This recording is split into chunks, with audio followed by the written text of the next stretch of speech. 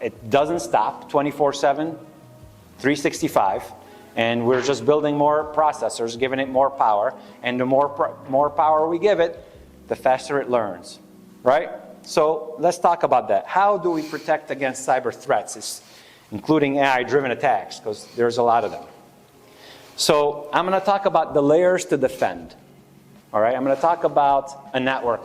I mean, it's a little technical, but I'll try to make it non-technical as I did so far today. So let's talk about that. Number one is data. So really, what are we trying to protect? We're trying to protect our data, our content, whatever we create. When you put pen to paper, that's the important piece. It's not Word that's important. It's the words that you put in the document that's important. It's not the system. It's the data inside the system that's important, right? Because you're entering your client's data, you're entering your patient's data, you're entering information in a system. You don't care about the system if the data is available. Well, data is what we're really trying to protect. And to protect data, there's different ways to do it. One with data loss prevention system or encryption. That data lives in an application. If you create data, you're creating it through an application, whether it being Word, Excel, and database, or MedDent, or other systems that you guys use out there. Whatever system it is, it's an application. And so that's the second layer that we're trying to protect. So first layer is data. The second layer, data, lives in an application.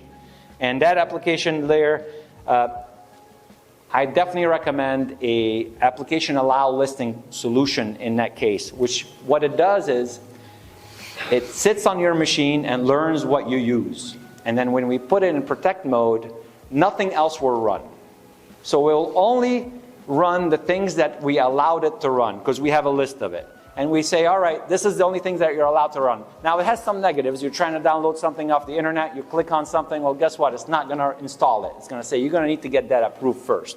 And most hacks in general, are an application running on your machine. Every single virus is an application running on your machine. If we're able to stop the applications that we don't know from running, now we're able to protect that layer. And but that application is sitting on a computer. And that computer has hardware, right? I'm trying to take it into, the layered approach. All right.